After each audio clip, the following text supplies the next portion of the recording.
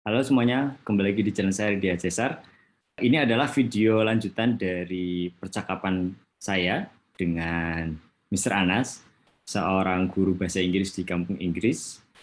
Buat yang belum menyimak video-video sebelumnya, saya sangat sarankan untuk menyimak terlebih dahulu agar bisa mengikuti flow atau alur cerita yang ada.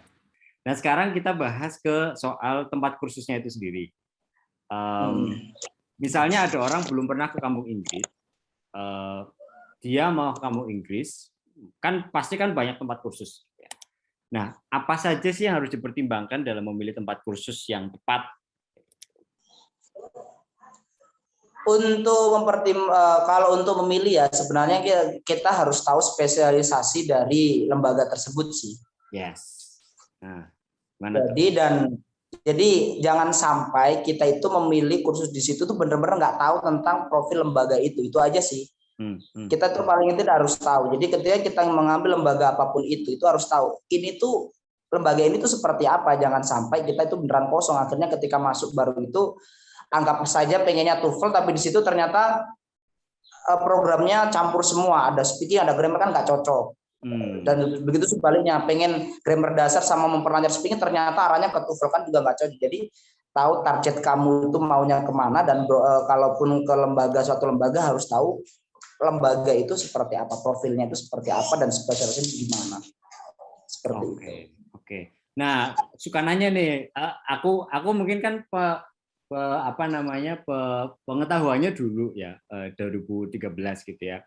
Banyak orang yang nanya ke aku tuh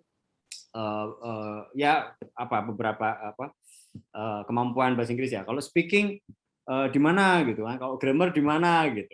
Nah, kadang aku kan pengetahuan 2013. Nah, sekarang apakah masih sama dengan dulu atau berbeda? Nah, kalau Mr. Anas nyaman menyebutkan merek, nggak apa-apa, silakan disebutkan. Untuk peta kekuatan, maksudnya untuk spesialisasi sama dulu sama sekarang masih bisa dibilang ya masih nggak ada perbedaan, ya tetap speaking ya yang bisa dibilang sampai sekarang yang suaranya kenceng itu ya lembaga tersebut. Yang grammar ya tahu sendiri. Oke. Nah, kalau kan ada orang yang belum pernah ke kampung Inggris ya, terus gimana caranya dia tahu? Kalau speaking itu spesialisasinya di tempat kursus ini. Oh, kalau grammar di sini. Gitu. Gimana caranya dia tahu? Gimana? Itu yang sebenarnya pertanyaan yang susah, karena sekarang ini kan kuat-kuatan di medsos sih sebenarnya. Banyak lembaga-lembaga yang yang memiliki spesialisasi tadi itu juga secara medsos itu juga, atau web itu juga tidak terlalu kuat di sosial media mereka gitu. Jadi ya paling tidak kalau itu aja sih pedomannya, satu sih. Kalau kita mengambil kursus di lembaga manapun, paling tidak harus tanya seseorang, ataupun paling tidak kita harus cari tahu sendirilah tentang lembaga itu. Jadi jangan sampai kita kursus bener-bener ngeblank, nggak tahu apa-apa tentang lembaga itu. Udah itu aja sih sebenarnya. Repot kalau emang gimana, kalau nggak, saya juga nggak tahu gimana cara menjawabnya. Dia emang nggak tahu ya, nggak tahu gimana. Kalau ada yang nggak tahu gimana biasanya ya nggak tahu. Oke lah, boleh. Kalau ada yang memang bingung bisa tanya saya. Silakan dihubungi kontak saya, email saya atau Instagram saya. Atau mungkin ke Instagram Mr. Anas kalau boleh. Sampai nanti lah. Oh iya, siap. Oke, itu soal spesialisasi. Nah, sekarang kemudian beralih ke ini. Kadang di tempat kursus itu kan menyediakan camp. Oke. Nah, kan kadang orang bingung lebih baik di camp atau di kos ya. Nah, mungkin bisa diceritakan, Mister, plus minusnya camp gimana, plus minusnya kos gimana? Gini, kalau kita mau fokus terhadap sesuatu, seumpama nih, kalau kita camp itu sangat mendukung. Kalau kita seumpama pengen speaking lah, itu saya kira cocok. Tapi kalau kita sudah penuh mengambil program sebelumnya, kita fokus pada IELTS atau persiapan IELTS, kan paling tidak sehari kelas grammar 5 kali pertemuan seperti Mas Cesar itu kan ya. 5 kali pertemuan dulu ya. TOEFL dulu ya. Oh iya, bukannya dulu pas waktu ngambil grammar kan B1, B2 aja udah 5 kali pertemuan kan? Yes. Nah, udah. Nah, kayak Mas Cesar itu, kalau saran saya kalau kita mau fokus pada terutama kelas-kelas untuk grammarnya, itu itu lebih baik ngekos aja karena kelas grammar itu akan banyak PR. Nah, kalau kita ngecamp itu pasti waktu kita pun juga malam yang seharusnya kita mengerjakan PR akan tersita dengan program campnya. Dan akhirnya kita mengerjakan program PR-nya lebih malam lagi. Kecuali kalau kita emang pengen dua-duanya, anggap saja ya ambil grammar ya 3 kali pertemuan, nggak sampai 5 kali loh ya, cuma 3 kali pertemuan aja, terus nanti tambah speaking ya mungkin nggak apa-apa gitu. Tapi kalau emang fokus mau grammar udah 5 kali atau bahkan 6 kali campur camp itu biasanya terlalu padat. Ya. Nanti tipes lagi lama-lama. Untung dulu saya nggak sampai tipes ya, alhamdulillah, berarti bisa survive. Oke, berarti gitu ya. Kenapa?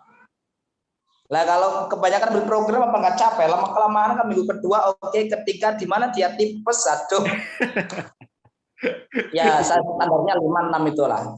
Ya, itu ya, ambil program. 5-6 ya. Oke, sip.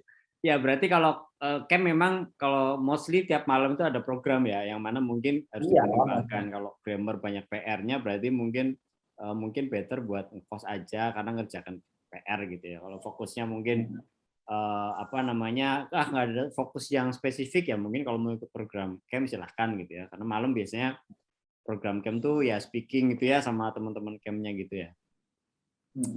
Gitu.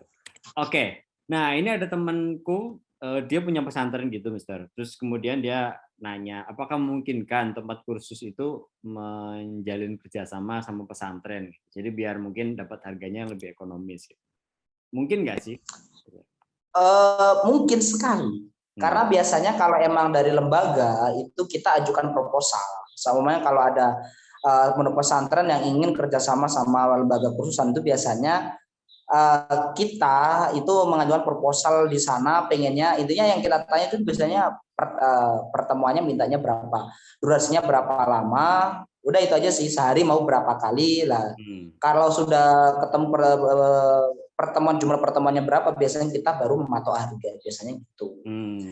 Nah, untuk harga biasanya kan kita mengajukan proposal, tapi kalau yang dari pondok sama menego itu biasanya kalau emang dalam rombongan itu bisa. Kan beda kalau emang kita perorangan kan emang nggak mau emang harga segitu. Ya. Tapi kalau emang rombongan dari pondok pesantren itu biasanya ada nego yang dilakukan dari pondok pesantren itulah. Jadi ada deal-dealan harga di situ. Oke. Artinya, tapi mungkin karena kondisi kayak gini online mungkin ya, Mister ya?